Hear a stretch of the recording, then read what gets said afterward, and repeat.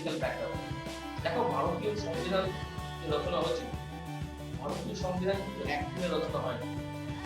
এই সংবিধান রচনা করতে গিয়ে ব্রিটিশরা অনেক অ্যাক্ট, রিফর্মস এগুলো করেছিল। আমরা সেটি দেখে নেব ইন শর্ট যে ইন্ডিয়ান কনস্টিটিউশন ডেভেলপমেন্ট কি করে হয়েছিল এবং তার হিস্টোরিক্যাল ব্যাকগ্রাউন্ডটাই বা কি আছে। যে জায়গাগুলো থেকে চাকরি পরীক্ষায় প্রশ্ন আসে সেই জায়গাগুলোকে একটু বলে নিই, তারপরে আমি বাকি ডিটেলসে শুরু করি। দেখো, আমাদের যে ইন্ডিয়ান কনস্টিটিউশন তার যে ডেভেলপমেন্ট, এটা না দুটো পর্যায়ে হয়েছে। এই দুটো পর্যায়ে কি, একটা দেখো, তোমরা শুনেছো 1857 সাল একটা গুরুত্বপূর্ণ বস্তু ভারতের ইতিহাসে। 1857 সাল গুরুত্বপূর্ণ কেন? কারণ 1857 সালে সিপাহী বিদ্রোহ হয়েছিল। সিপাহী বিদ্রোহ হয়েছিল। এইবার দেখো, এই যে সিপাহী বিদ্রোহ হওয়ার আগে ভারতবর্ষে কিন্তু ব্রিটিশরা রাজত্ব করছিল, বলতে মূলত ইস্ট ইন্ডিয়া কোম্পানি রাজত্ব করছিল। ইস্ট ইন্ডিয়া কোম্পানি রাজত্ব করছিল এর আগে। তো এর পরবর্তী ক্ষেত্রে 1858 সালে ইস্ট ইন্ডিয়া কোম্পানি থেকে ক্ষমতা হস্তান্তর হয়ে চলে যায় ব্রিটিশ ক্রাউনের কাছে। চলে যায় কোথায়? ব্রিটিশ ক্রাউনের কাছে, ব্রিটিশদের কাছে। এই ঘটনা কিন্তু একটা বিরাট গুরুত্বপূর্ণ ঘটনা ভারতবর্ষের ইতিহাসে। কেন গুরুত্বপূর্ণ ঘটনা? কারণ এখানে কিন্তু ক্ষমতা হস্তান্তর প্রথম হয়েছিল, আর এখান থেকেই কিন্তু অ্যাডমিনিস্ট্রেটিভ রিফর্মস কিন্তু ভীষণভাবে পরিবর্তন হয়। চলো কিভাবে পরিবর্তন হয়েছিল বা কিভাবে ডেভেলপ হয়েছিল সেটা দেখে নেওয়া যায়। কনস্টিটিউশনাল হিস্টোরিক্যাল ব্যাকগ্রাউন্ডকে আমরা দুটো পার্টে ভাগ করতে পারি।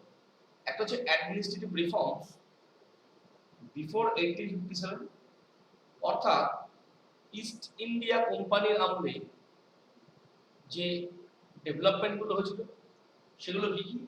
প্রথমে দেখো, regulating act 1773, পিটস India act 1784, charter act 1793, charter act 1813, charter act 1833, charter act 1853। তো দেখো, এই ছিল আমার ইস্ট ইন্ডিয়া কোম্পানির আমলে কিন্তু অ্যাক্টস এন্ড ডেভেলপমেন্টস। এগুলো নিয়ে আমি বিস্তারিত আলোচনায় পরে আসছি। প্রথমে বলি, এই অ্যাক্টগুলোর নাম মনে রাখো। দেখো, এটা মনে রাখা খুশি সোজা। প্রথমে রেগুলেটিং, তারপরে পিটস, তারপর দেখো চারটে চার্টার অ্যাক্ট। এই আরপিসি দিয়ে মনে রাখতে পারো। প্রথমে রেগুলেটিং, তারপরে পিটস, তারপরে চারটে সি, আরপিসি দিয়ে মনে রাখতে পারো এই অ্যাডমিনিস্ট্রেটিভ রিফর্মস কে। শর্টকাট তাহলে কি তৈরি করলাম এটা মনে রাখো, যে অ্যাক্ট এন্ড রিফর্মস বিফোর 1857, আর পিসি, রেগুলেটিং, পিটস, চারটে চার্টার। 20 বছর পর চার্টার অ্যাক্ট হচ্ছে 1793, 1813, 1833, 1853। চলো এইবারে আমরা দেখি administrative act on reforms after 1857, অর্থাৎ ক্ষমতা হস্তান্তরের পরে যে অ্যাক্ট অন রিফর্মস গুলো হয়েছিল। মনে রাখবে, এই যে এর আগের যে অ্যাক্ট অন রিফর্মস গুলো হয়েছিল সেগুলো হয়েছিল ইস্ট ইন্ডিয়া কোম্পানির আমলে, আর এইখানে যে অ্যাক্ট অ্যান্ড রিফর্মস গুলো হবে সেটা কিন্তু হবে ব্রিটিশ ক্রাউনের আন্ডারে, অর্থাৎ ব্রিটিশ গভর্নমেন্টের আন্ডারে। চলো অ্যাক্টগুলো কি কি হয়েছে দেখা যাক। ব্রিটিশ গভর্নমেন্টের আন্ডারে সেকেন্ড ফেজে government of India act 1858, Indian council act 1861, Indian council act 1892, Indian council act 1909, যাকে আমরা মডেলিন্টো রিফর্মস নামে আমরা জেনে থাকি। তারপরে গভর্নমেন্ট অফ ইন্ডিয়া অ্যাক্ট 1915,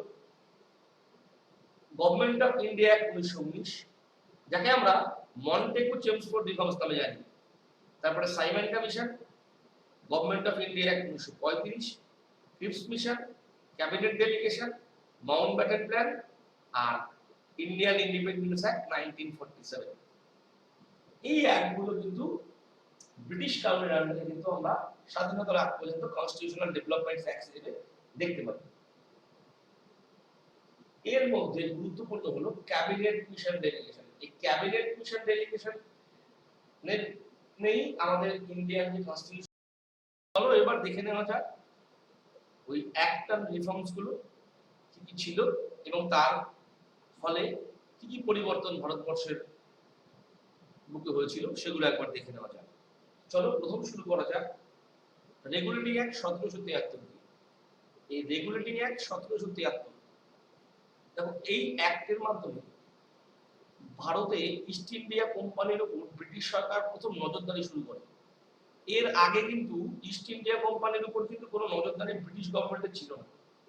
প্রসঙ্গত উল্লেখ করে দেওয়া যাক যে ভারতবর্ষে কিন্তু প্রথম আসে ব্রিটিশরা কিন্তু এসেছিল ইস্ট ইন্ডিয়া কোম্পানির মাধ্যমে। ইস্ট ইন্ডিয়া কোম্পানির মাধ্যমে কিন্তু ব্রিটিশরা রিপ্রেজেন্ট করে ভারতে। এই ইস্ট ইন্ডিয়া কোম্পানি যখন ভারতে ভিন্ন ভিন্ন প্রভিন্সে দখল করে মোটামুটি অ্যাডমিনিস্ট্রেটিভ রাজত্ব শুরু করে, তখন কিন্তু প্রথম দিকে ব্রিটিশদের কিন্তু এর উপর কোনো নিয়ন্ত্রণ বা নজরদারি ছিল না। প্রথম ইস্ট ইন্ডিয়া কোম্পানির উপর নজরদারি শুরু হয় কোন অ্যাক্টের মাধ্যমে? দেখো রেগুলেটিং অ্যাক্ট 1773 এর মাধ্যমে। তো দেখো ইস্ট ইন্ডিয়া কোম্পানি মূলত এই বম্বে, মাদ্রাস আর এই কলকাতা, এই তিনটে প্রভিন্সকে কিন্তু বেস করে কিন্তু ইস্ট ইন্ডিয়া কোম্পানি আমাদের দেশে রাজত্ব শুরু করেছিল। এই তিনটে বেস জায়গাকে বেস করে ইস্ট ইন্ডিয়া কোম্পানি রাজত্ব শুরু করে। এইবার দেখো যেটা বলা পরবর্তী টপিক আমাদের বলার ছিল, গভর্নর অফ বেঙ্গলকে অভিহিত করা হয় গভর্নর জেনারেল অফ বেঙ্গল। দেখো প্রত্যেকটা প্রভিন্সে একজন করে গভর্নর ছিল। এই বম্বে প্রভিন্সে এখানেও এখানে গভর্নর ছিল। তো এই 1773 রেগুলেটিং অ্যাক্টের মাধ্যমে কি করা হয়েছে, এই যে প্রভিন্সের গভর্নর যারা ছিল তাদেরকে বাদ দিয়ে, মানে তাদেরকে রেখে, বাদ দিয়ে বলছি তাদেরকে রেখে শুধু গভর্নর জেনারেল অফ বেঙ্গলকে, গভর্নর অফ বেঙ্গল, এই গভর্নর অফ বেঙ্গল এখানে ছিল, তাকে বলা হয় গভর্নর জেনারেল অফ বেঙ্গল।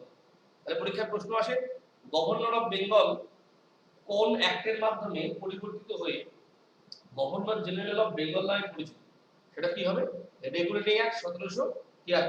তো প্রসঙ্গত বলে নেওয়া যাক এই যে 1773 সালের গভর্নর জেনারেল অফ বেঙ্গল, এই প্রথম গভর্নর জেনারেল অফ বেঙ্গল ছিলেন ওয়ারেন হেস্টিংস। প্রথম গভর্নর জেনারেল অফ বেঙ্গল ছিলেন ওয়ারেন হেস্টিংস। এটা আসে পরীক্ষায়, ওয়ারেন হেস্টিংস প্রথম গভর্নর জেনারেল অফ বেঙ্গল। দেখো এই অ্যাক্টের মাধ্যমে একটা গুরুত্বপূর্ণ জিনিস করা হয়েছিল কি, এই যে বম্বে আর মাদ্রাস, এই যে বম্বে প্রভিন্স আর মাদ্রাস প্রভিন্স, এই প্রভিন্স দুটো যে গভর্নর, তাকে গভর্নর জেনারেল অফ বেঙ্গলের কাছে মানে অধীনে রাখা হয়েছিল বা সাবঅর্ডিনেট করে রাখা হয়েছিল। মানে এরা এই যে দুটো প্রভিন্সের যারা গভর্নর ছিলেন, তারা এই গভর্নর জেনারেল অফ বেঙ্গল, মানে বাংলার গভর্নরকে গভর্নর জেনারেল অফ বেঙ্গল বলা হয়েছিল, তার অধীনে রাখা হয়েছিল এই দুজনকে।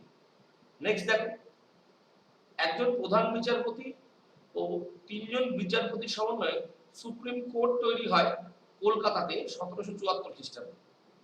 পরীক্ষার প্রশ্ন আসে সুপ্রিম কোর্ট কোন অ্যাক্টের মাধ্যমে তৈরি হয়েছিল? সুপ্রিম কোর্ট তৈরি হয়েছিল 1773 এর রেগুলেটিং অ্যাক্টের মাধ্যমে। কলকাতায় প্রথম সুপ্রিম কোর্ট স্থাপন হয় কবে? 1774 সালে। প্রধান বিচারপতি একজন ছিল আর তিনজন বিচারপতি ছিলেন। প্রসঙ্গত উল্লেখ এখানে আরেকটা প্রশ্ন আসে কলকাতা সুপ্রিম কোর্ট সম্বন্ধে, তা সুপ্রিম কোর্ট প্রথম কলকাতায় ছিল। দেখো সুপ্রিম কোর্টের প্রথম প্রধান বিচারপতি ছিলেন ইলাইজা ইম্পে। ইলাইজা ইম্পে প্রথম সুপ্রিম কোর্টের প্রথম প্রধান বিচারপতি ছিল ইলাইজা ইম্পে, এটা তোমাদের জানতে হবে। তো দেখো পরবর্তী টপিক জানতে হবে 1773 রেগুলেটিং অ্যাক্টের মাধ্যমে যে কোম্পানির কর্মচারীদের কোনো ব্যক্তিগত কাজে নিযুক্ত করা বন্ধ হয়। মানে কোম্পানির এর আগে কোম্পানির কর্মচারীরা কি করছিল, ব্যক্তিগত কাজে নিযুক্ত হয়ে যেতে পারছিল, কিন্তু 1773 এর রেগুলেটিং অ্যাক্টের মাধ্যমে তাদের কোনো ব্যক্তিগত কাজ করা যাবে না, সেটাকে কনফার্ম করা হয়। পরবর্তী টপিক যেটা দরকার দেখে নাও, বলছে গভর্নর জেনারেল অফ বেঙ্গলকে সহায়তা করার জন্য 4 সদস্য বিশিষ্ট, গভর্নর জেনারেলকে সহায়তা করার জন্য 4 সদস্য বিশিষ্ট এক্সিকিউটিভ কাউন্সিল গঠন করা হয়েছিল। তো এই যে প্রথম গভর্নর জেনারেল এক্সিকিউটিভ কাউন্সিলের কনসেপ্ট কিন্তু 1773 এর রেগুলেটিং অ্যাক্ট থেকে আমরা পেয়ে যাই। আমরা পরবর্তী অ্যাক্টে যাকে বলছি আমরা পিটস ইন্ডিয়া অ্যাক্ট। এই পিটস ইন্ডিয়া অ্যাক্টের একটা গুরুত্ব বা ভূমিকা কি একটু দেখে নিন। চলো পিটস ইন্ডিয়া অ্যাক্ট কি বলছে, দেখো বলছে রেগুলেটিং অ্যাক্টের যে ত্রুটি বিচ্যুতি ছিল সেগুলি পিটস ইন্ডিয়া অ্যাক্টের মাধ্যমে সংশোধন করা হয়, যাকে বলা হয় অ্যাক্ট অফ সেটেলমেন্ট। দেখো, অ্যাক্টগুলি সম্বন্ধে না প্রথমে সব বিষয়গুলো জানার প্রয়োজন হবে না, ধীরে ধীরে জানো, একটু একটু করে বোঝো, তাহলে দেখবে অ্যাক্টগুলো পরিষ্কার হয়ে যাবে। তাই একে বলছে কি অ্যাক্ট অফ সেটেলমেন্ট। পরবর্তী বিষয় কি আছে, বলছে কোম্পানির যে বাণিজ্যিক ও রাজনৈতিক কার্যকলাপ তাকে আলাদা করা হয়েছিল। তার মানে এই কোম্পানির যে পলিটিক্যাল অ্যাফেয়ার্স আর কমার্শিয়াল অ্যাফেয়ার্স, সে দুটোকে আলাদা করা হয় পিটস ইন্ডিয়া অ্যাক্টের মাধ্যমে। এ দুটো কিন্তু সেপারেট করে দেওয়া হয়েছিল। পরবর্তী দেখো, বাণিজ্যিক কার্যকলাপ নিয়ন্ত্রণের জন্য কোর্ট অফ ডাইরেক্টরস ও রাজনৈতিক কার্যকলাপ নিয়ন্ত্রণের জন্য বোর্ড অফ সেন্ট্রাল গঠন করা হয়। তো প্রসঙ্গত যেটা বলছিলাম, তো দেখো পিটস অ্যাক্টের মাধ্যমে কি হচ্ছে, পিটস অ্যাক্টের মাধ্যমে কমার্শিয়াল অ্যাফেয়ার্স বা বাণিজ্যিক কার্যাবলী আর পলিটিক্যাল অ্যাফেয়ার্স আলাদা হচ্ছে। এই অ্যাফেয়ার্স দুটো আলাদা করার ফলে দুটো আলাদা বডি তৈরি হয়েছে। এই কমার্শিয়াল অ্যাফেয়ার্স এর জন্য যে বডি তাকে বলা হয় কোর্ট অফ ডাইরেক্টরস, আর পলিটিক্যাল অ্যাফেয়ার্স এর জন্য বডি তাকে বলা হয় board of central. Pitt's act একটা বিরাট গুরুত্বপূর্ণ বিষয়। তারপর দেখো, ভারতে কোম্পানি সাম্রাজ্যকে ব্রিটিশ পসেশনস ইন ইন্ডিয়া বলা হতো। কোম্পানির বাণিজ্যিক কার্যকলাপ ও এক্সিকিউটিভ বা প্রশাসনিক কার্যকলাপে ব্রিটিশ সরকারকে সর্বোচ্চ ক্ষমতা প্রদান করা হয়। অর্থাৎ এই যে দুটো পজিশন, এতে কিন্তু সর্বোচ্চ ক্ষমতা দেওয়া হয়েছিল ব্রিটিশ গভর্নমেন্টকে, সর্বোচ্চ ক্ষমতা দেওয়া হয়েছে ব্রিটিশ গভর্নমেন্টকে। এই ছিল পিটস ইন্ডিয়া অ্যাক্ট 1784 মূল বৈশিষ্ট্য বা গুরুত্ব।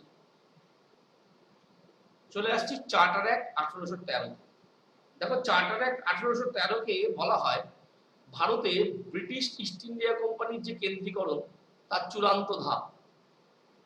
দেখো, ভারতে যে অংশে ব্রিটিশ ইস্ট ইন্ডিয়া কোম্পানি মোটামুটি অংশগুলোতে হচ্ছিল, এই অংশগুলোর মধ্যে এই ছিল বম্বে প্রভিন্স, এই ছিল মাদ্রাস প্রভিন্স, আর এই ছিল কলকাতা প্রভিন্স।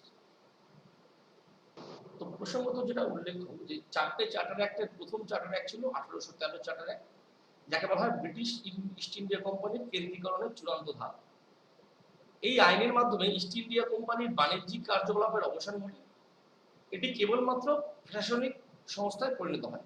তো দেখো, যেটা বলা হচ্ছিল যে পিটস ইন্ডিয়া অ্যাক্ট, এতে কি হয়েছিল, দুটো ভাগে ভাগ হয়েছিল, একটা বাণিজ্যিক কার্যকলাপ, একটা অ্যাডমিনিস্ট্রেটিভ কার্যকলাপ বা প্রশাসনিক কার্যকলাপ।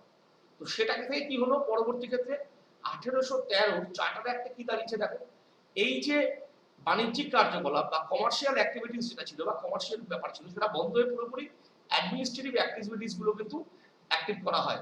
মানে কোম্পানি শুধুমাত্র কি হয়েছে 1813 চার্টার অ্যাক্টের পরবর্তী ক্ষেত্রে, যে শুধুমাত্র প্রশাসনিক সংস্থায় তৈরি হয়েছে। আরেকটা বিষয় যেটা না বললেই নয়, সেটা হলো দেখো, এই যে 1813 চার্টার অ্যাক্টের আগে, 1813 যে চার্টার অ্যাক্ট, তার আগে কিন্তু 1793 সালে প্রথম চার্টার অ্যাক্ট একটা হয়েছিল। এই 1793 সালের চার্টার অ্যাক্টের মাধ্যমে কি হয়েছে দেখো, সবচেয়ে গুরুত্বপূর্ণ বিষয় যেটা পরীক্ষায় আসে সেটা হচ্ছিল যে বোর্ড মেম্বারদের যে স্যালারি, সেটা কিন্তু ইন্ডিয়ান রেভিনিউতে দিচ্ছিল। যে বোর্ড মেম্বার যারা ছিল, তোমরা দেখেছো পিটস ইন্ডিয়া একটা দুটো ভাগে ভাগ হয়েছে, একটা বোর্ড মেম্বার, এই বোর্ড মেম্বারদের স্যালারি কিন্তু ইন্ডিয়ান রেভিনিউতে দেওয়া হচ্ছিল। তো 1813 সালের চার্টার অ্যাক্ট জানার আগে আমাদের এই 1793 সালেও একটা চার্টার অ্যাক্ট ছিল, সেটা একটু জেনে নেওয়া জরুরি ছিল। সেই জন্য বলে নিলাম, এর থেকে আর বেশি প্রশ্ন এখনো পর্যন্ত খুব একটা আসেনি। তো নেক্সট আমরা চলে যাব একবারে 1813 চার্টার অ্যাক্টে। যেখানে বলছিলাম আমরা প্রথম পয়েন্ট অলরেডি দেখে নিয়েছিলাম 1813 চার্টার অ্যাক্টে, তার আগে একটু অ্যাডিশন করে নিও 1793 চার্টার অ্যাক্ট। তো এখানে একটা পয়েন্ট লিখে নিও, provided payment of salaries of the members of the board of controllers from Indian revenue. Indian revenue থেকে কিন্তু এদের মাইনা দেওয়া হচ্ছিল। এইবার দেখো 1813 চার্টার অ্যাক্টের একটা বিরাট গুরুত্বপূর্ণ বিষয়, সেটা কি, অন্যান্য ইউরোপীয় বাণিজ্য বা বণিকদের ভারতে প্রবেশের অধিকার দেওয়া হয়, আর খ্রিস্টান মিশনারিদের ভারতে ধর্ম প্রচারের অধিকার দেওয়া হয়। এই দুটো পয়েন্ট কিন্তু পরীক্ষায় আসে। এর আগে খ্রিস্টান মিশনারিরা ব্রিটিশ থেকে কিন্তু ভারতে ধর্ম প্রচার করতে পারতো না, এবং ইউরোপীয় বণিকরা কিন্তু ভারতে বাণিজ্য করতে পারত না। এই অ্যাক্টের মাধ্যমে কিন্তু এই দুটো সুবিধা করা হয়েছে, খ্রিস্টান মিশনারিদের ভারতে ধর্ম প্রচারের অধিকার দেওয়া হয়, আর ইউরোপীয় বণিকদের ভারতে বাণিজ্য করার অধিকার দেওয়া হয়। 1813 চার্টার এবার তৃতীয় চার্টার অ্যাক্ট, অর্থাৎ চার্টার অ্যাক্ট 1833। চার্টার অ্যাক্ট 1833 দেখে নেওয়ার আগে আরো দুটো পয়েন্ট চার্টার অ্যাক্ট 1813 আমাদের জানা গুরুত্বপূর্ণ ছিল, সে দুটো পয়েন্ট একবার দেখে নিই। দেখো, ভারতীয়দের শিক্ষা খাতে, ভারতীয়দের জন্য শিক্ষা খাতে বার্ষিক 1 লক্ষ টাকা প্রদান করার কথা ঘোষণা করা হয়েছিল কিন্তু এই 1813 চার্টার অ্যাক্টে। এটা কিন্তু 2-3 বার আমাদের WBCS পরীক্ষায় আর বিসিএস পরীক্ষায় কিন্তু এসে গেছে। প্রশ্ন ছিল এরকম যে কোন অ্যাক্টের মাধ্যমে বার্ষিক 1 লক্ষ টাকা শিক্ষা খাতে ব্যয় করার কথা বলা হয়েছে, সেটা হচ্ছে 1813 চার্টার অ্যাক্টে। আর একটা জিনিস দেখো, এই যে ইস্ট ইন্ডিয়া কোম্পানির যে মনোপলি ব্যবসা, সেটা কিন্তু পুরোটাই বন্ধ হয়ে গেছিল চার্টার অ্যাক্ট 1813 মাধ্যমে। আরো বিষয় গুরুত্বপূর্ণ বিষয় একটা আলোচনা করে নিই, তোমরা এগুলো খাতায় লিখে নাও, যে লোকাল অটোনমাস বডি, যারা লোকাল বডি ছিল, যেগুলো স্বায়ত্তশাসন বডি ছিল, তারা কিন্তু ট্যাক্স আদায় করতে পারবে এরকম একটা ক্ষমতা কিন্তু 1813 চার্টার অ্যাক্টের মাধ্যমে করা হয়েছে। তো যেগুলো বলছি সেগুলো লিখে নাও, যে শিক্ষা খাতে 1 লক্ষ টাকা, অটোনমাস বডিরা ট্যাক্স আয় বা ট্যাক্স কালেকশনের ক্ষমতা বা ইম্পোজ করার ক্ষমতা, ট্রেড মনোপলি শেষ হয়ে গেছিল। এই ছিল আমাদের 1813 চার্টার অ্যাক্ট। এবার আমরা 1833 এর চার্টার অ্যাক্টটা একবার দেখে নিচ্ছি। চলো আমরা দেখে নিই 1833 এর charter act. Governor general of Bengal, তাকে নতুন নাম দেওয়া হয় governor general of India.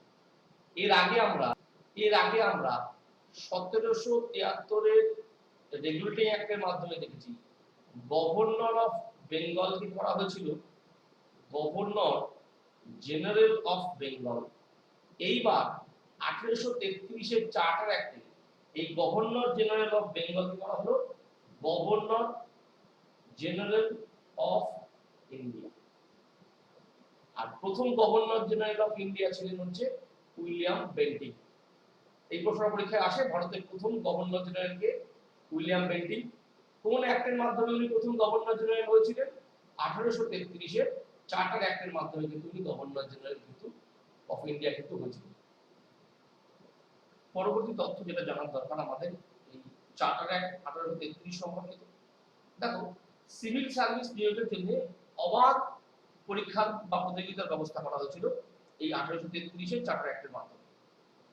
Governor general তার কাউন্সিলকে অবাধ ক্ষমতা প্রদান করে।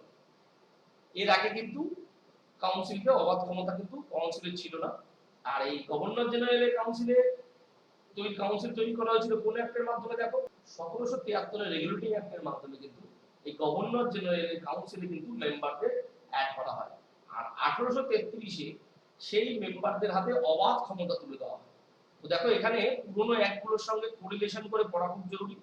1773 এর যে রেগুলেটিং অ্যাক্ট, সেখান থেকে আমরা 1833 এর যে কোরিলেশন গুলো সেগুলো দেখে। তার কোরিলেশন গুলো কি আছে? 1773 এ কি ছিল? গভর্নরকে করা হয়েছে গভর্নর জেনারেল,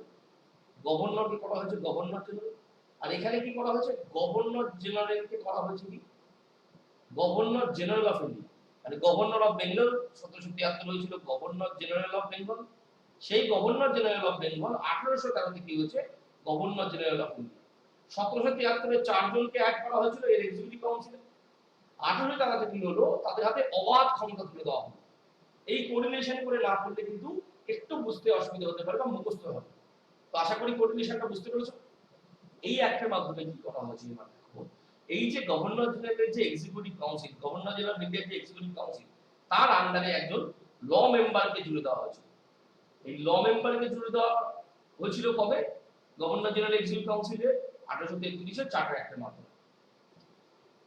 1833 এর চার্টার অ্যাক্ট সম্বন্ধে আরেকটা বিষয় যেটা খুবই জানা জরুরি, সেটা হলো এই যে গভর্নর জেনারেলের যে এক্সিকিউটিভ কাউন্সিল সঙ্গে একটা ল মেম্বার, এই গভর্নর জেনারেলের এক্সিকিউটিভ কাউন্সিল প্লাস একটা ল মেম্বার, এদেরকে আগে বলা হতো গভর্নর জেনারেলস কাউন্সিল বা গভর্নমেন্ট অফ ইন্ডিয়া। তার বদলে এর নাম প্রথম করা হয় ইন্ডিয়ান কাউন্সিল। এই প্রথম ইন্ডিয়ান কাউন্সিলের কনসেপ্ট কিন্তু 1833 এর চার্টার অ্যাক্ট। প্রথমত উল্লেখ করা যায়, এই যে ল মেম্বারকে অ্যাড করা হয়েছিল 1833 এর চার্টার অ্যাক্টের মাধ্যমে। ল মেম্বার, এই প্রথম ল মেম্বার ছিলেন ম্যাকুলি। ওনার কিন্তু বা এই ল মেম্বারের কিন্তু ভোটের অধিকার ছিল না। এটা একটু মনে রাখো, এই ম্যাকুলি যিনি ছিলেন প্রথম ল মেম্বার, ওনার কিন্তু ভোটের অধিকার ছিল না।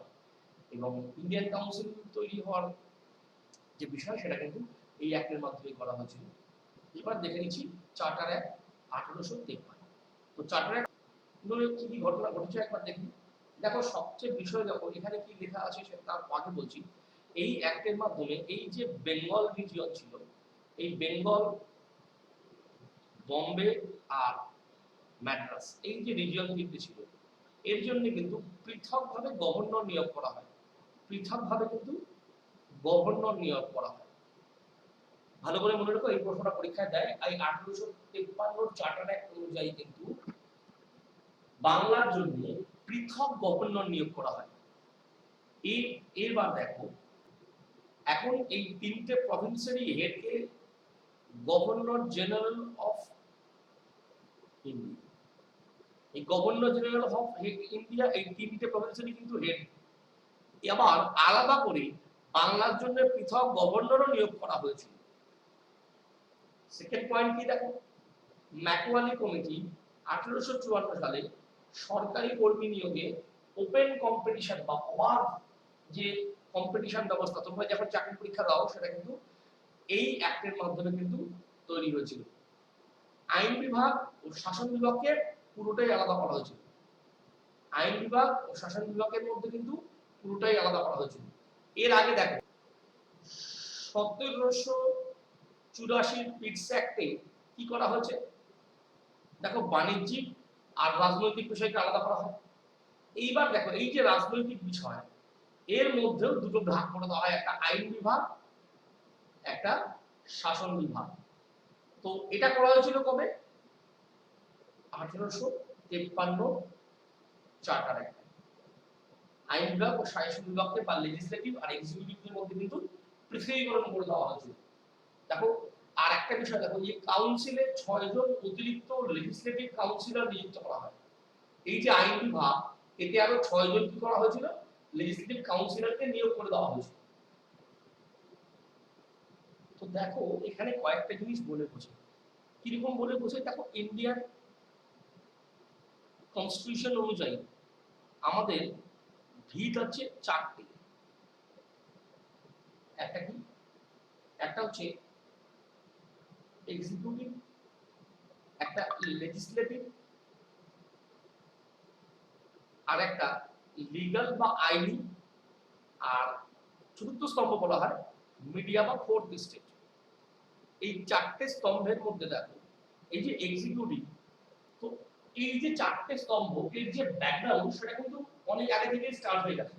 তো ব্যাপারটা একটু বুঝে নাও। দেখো 1773 এর রেগুলেটিং অ্যাক্টের মাধ্যমে কিন্তু লিগ্যাল বডিটা বা সুপ্রিম কোর্টের গঠনের মাধ্যমে কিন্তু তৈরি হয়ে গেছে। এইবার দেখো 1853 চার্টার অ্যাক্টের মাধ্যমে এক্সিকিউটিভ বডি আর লেজিসলেটিভ বডি কিন্তু তৈরি হয়েছে। আবার একটা জিনিস দেখো, দেখো একটু ব্যাকগ্রাউন্ডটা বলতে বলতে আমি যাই। দেখো 1773 এ সুপ্রিম কোর্ট বা লিগ্যাল বডিটা তৈরি হয়েছে।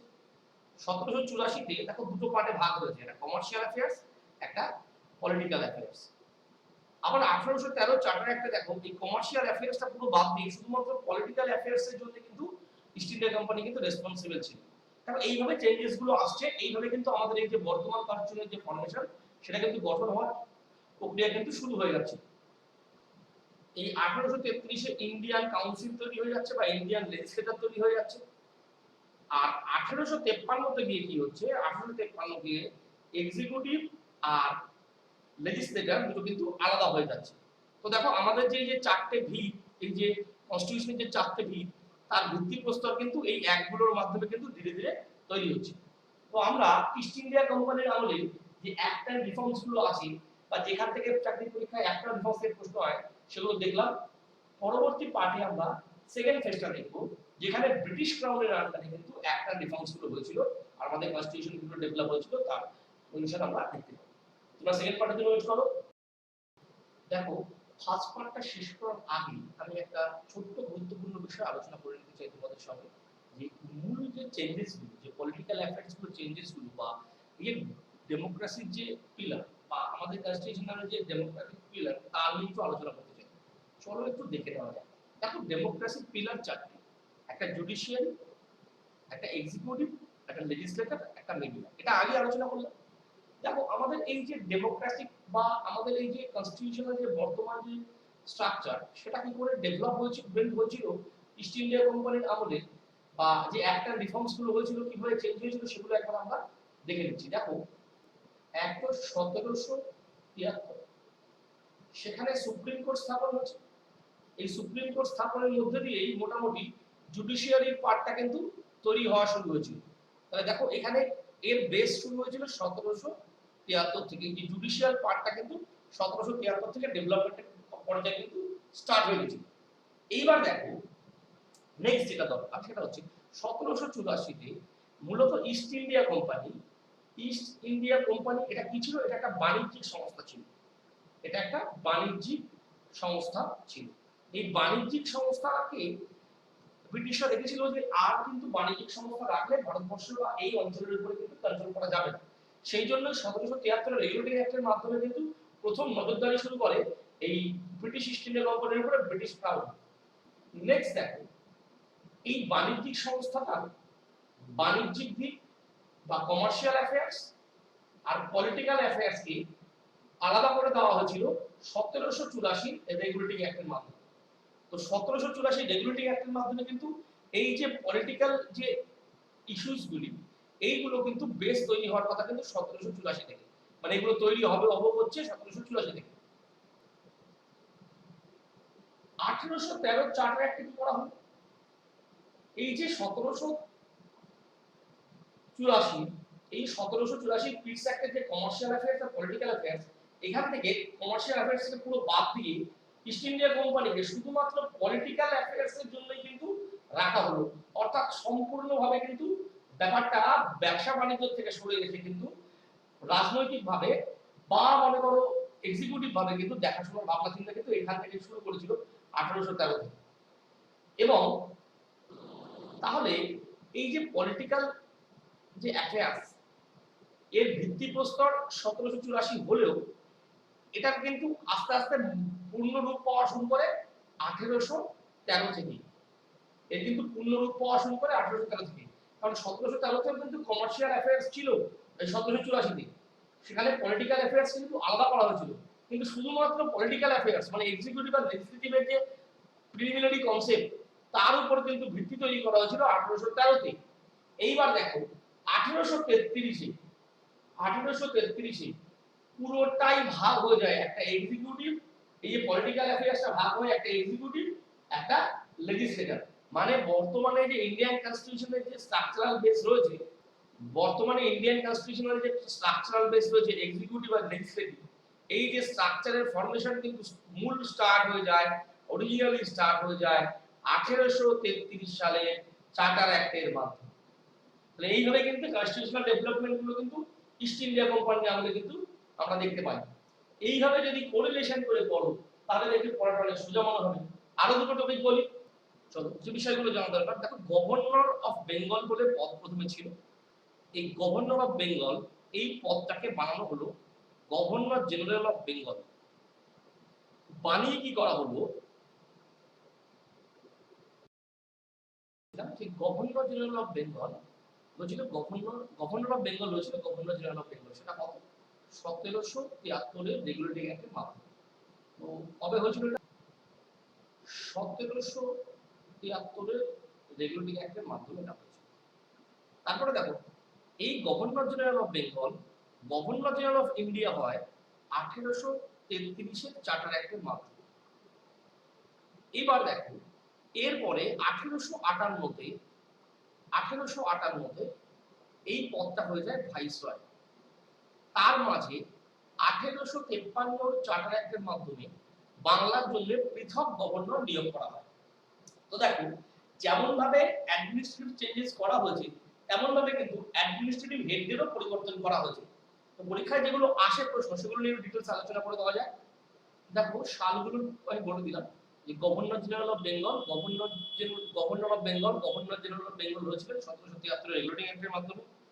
তো প্রথম গভর্নর জেনারেল ছিলেন ওয়ারেন হেস্টিংস। ওয়ারেন হেস্টিংস, এটা পরীক্ষায় দেয় প্রথম গভর্নর জেনারেল অফ বেঙ্গলকে। আর শেষ গভর্নর অফ বেঙ্গলও ছিলেন ওয়ারেন হেস্টিংস। শেষ গভর্নর ছিলেন বাংলার ওয়ারেন হেস্টিংস, বাংলার প্রথম গভর্নর জেনারেল কে ছিলেন ওয়ারেন হেস্টিংস। এরপর দেখো 1833 সালে এই গভর্নর জেনারেল অফ বেঙ্গল এই পদটাকে অ্যাবলিশ করে দেওয়া হয়। এর কারণও আছে, দেখো এর মূল কারণ কি, এই যে তিনটে প্রভিন্সে এটা দায়িত্ব করছিল ইস্ট ইন্ডিয়া কোম্পানি, মুম্বাই, এখানে ম্যাড্রাস আর এখানে কলকাতা প্রভিন্স, এই তিনটে প্রভিন্সকে কিন্তু একটা সাবঅর্ডিনেট করে দেওয়ার চেষ্টা হচ্ছিল। এই 1773 রেগুলেটরি অ্যাক্টের মাধ্যমে এদেরকে এর আওতায় নিয়ে আসা হয়। তারপরে এর কাছে আরো ক্ষমতা বাড়িয়ে দেওয়া হয়, যে প্রসঙ্গত এটা আলোচনা চলে আসিয়া পারে। ভারতের প্রথম গভর্নর জেনারেল অফ ইন্ডিয়া হলেন উইলিয়াম বেন্টিং। William Bentinck. দেখো এখানে পরীক্ষার প্রশ্ন আসে ভারতের শেষ গভর্নর জেনারেল অফ বেঙ্গলকে, সেটাও উইলিয়াম বেন্টিং। ভারতের প্রথম গভর্নর জেনারেল অফ ইন্ডিয়াকে, সেটাও উইলিয়াম বেন্টিং।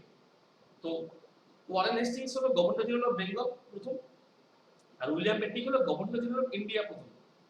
এবার দেখো 1858 এর ভাইসরয় পদটা সৃষ্টি। এই সময় কোম্পানির হাত থেকে ব্রিটিশ ক্রাউনের কাছে চলে যায়। তো প্রথম ভাইসরয় ছিলেন লর্ড ক্যানিং। প্রথম ভাইসরয় ছিলেন লর্ড ক্যানিং। তো এই প্রশ্নগুলো চাকরি পরীক্ষায় আসে, এগুলো একটু দেখে নাও। আমরা অ্যাডমিনিস্ট্রেটিভ রিফর্মস দেখার সঙ্গে সঙ্গে অ্যাডমিনিস্ট্রেটিভ হেডসেরও যে পরিবর্তনগুলো ঘটেছে সেগুলো দেখে নাও। আশা করি ভিডিওটি তোমাদের ভালো লেগেছে। পরবর্তী পার্ট আমরা নিয়ে আসছি ইস্ট ইন্ডিয়া কোম্পানির আমল ছেড়ে ব্রিটিশ ক্রাউনের কাছে কনস্টিটিউশনাল ডেভেলপমেন্ট কেমন করে হয়েছিল এবং চাকরি পরীক্ষার জন্য কিভাবে পড়লে ব্যাপারটা তাড়াতাড়ি মনে থাকবে, এই বিষয়টা নিয়ে আমরা পরবর্তী ভিডিওতে আবার হাজির হচ্ছি। ততক্ষণ অপেক্ষা করো। এই ভিডিওটা পছন্দ হলে লাইক, কমেন্ট ও শেয়ার করতে একদম ভুলো না। আমি অরিজিৎ সেন অ্যাসোসিয়েশনের পক্ষ থেকে এই হিস্টোরিক্যাল ব্যাকগ্রাউন্ড অফ ইন্ডিয়ান কনস্টিটিউশনের প্রথম পার্টটা শেষ করছি।